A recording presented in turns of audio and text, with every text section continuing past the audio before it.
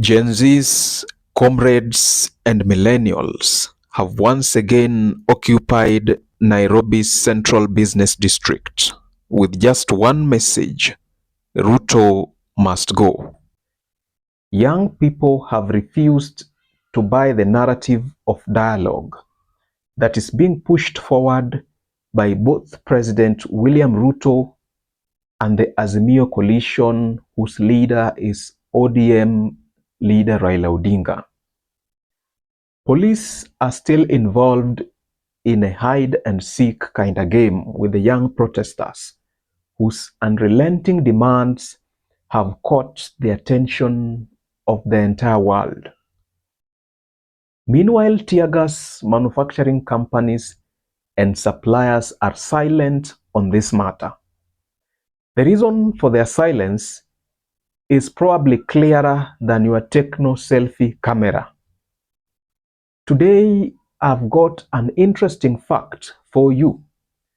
But before we get into the real elephant in the room, please be sure to like this video and subscribe so that YouTube can notify you when we upload another in-depth analysis. Now let's get into the business of the day. I don't know whether it has crossed your mind, but permit me to remind you that the Ruto must go slogan, which has been the hashtag for several days, though revolutionary as it may have proven, may turn out to be a terrible disaster for our country, Kenya. Here is the big question. If Ruto actually goes, who will be the president of Kenya? Mwishowe Zakayo akishuka, the way we, the young people, have desired, who will assume the office of the presidency? Are we even prepared for this discussion? Do we have a man such as with integrity and experience, with the capacity to steer this country out of debt distress, and at the same time deal squarely and decisively with the chronic disease of corruption? You know what? I've got news for you. Should President Ruto yield to pressure from the young people and actually resigns, Geoffrey Rigathi Gachagua will take oath of office and assume office as President of Kenya for the remainder of the term of William Samoei Ruto. Article 146 of the Constitution of Kenya talks about the vacancy in the office of the President, which may be caused by the resignation of the President, among other reasons.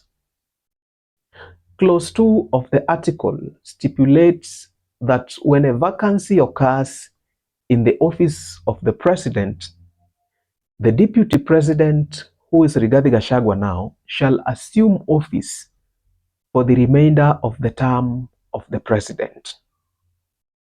Clause 3 further explains that a person who assumes as President of Kenya, unless otherwise removed from office under this Constitution, shall hold office until a newly elected President is sworn in following the next regularly scheduled elections, and this is under Article 136(2) Clause A.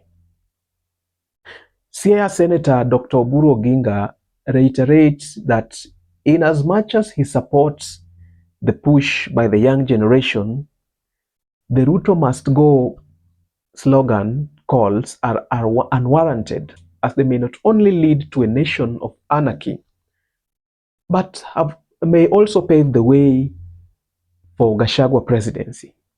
Just as is the fact with many Kenyans, Oburu Oginga is not comfortable with a Gachagua presidency, given his shareholder talks in the past and his recent one man, one vote, one shilling narrative, which has been termed as tribal and divisive.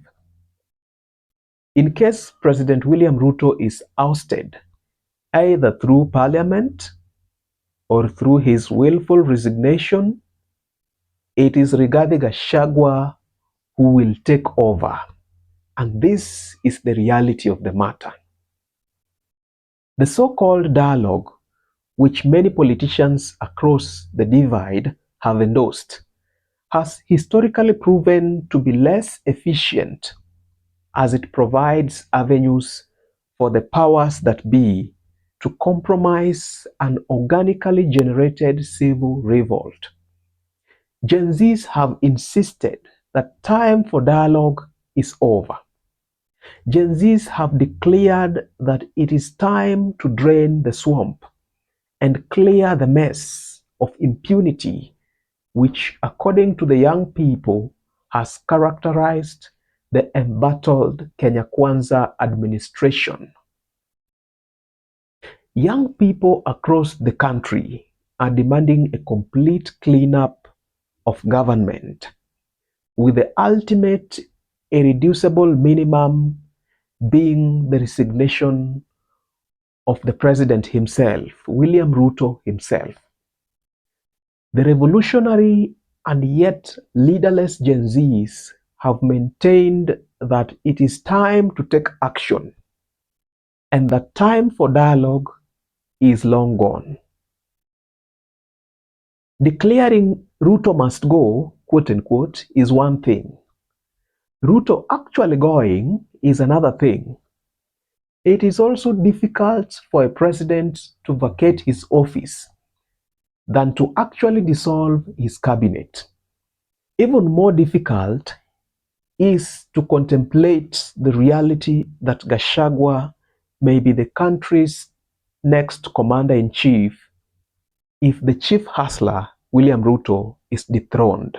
Are we prepared for a Gachagua presidency? Will his leadership be any different from President Ruto's administration?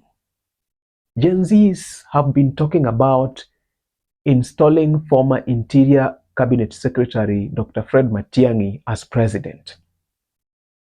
The big question is the guiding law under which this may be made possible. In my opinion, the only way through which the Gen Zs can make executive changes is to register as voters. Our votes will speak louder than our voices in due time. Going to the streets has resulted to great national changes and will still cause massive reforms. But the ultimate reforms remains to be the ballot. Let me know your opinions in the comment section below. Don't forget to like, subscribe, and hit the notification bell for more informative analysis such as this one.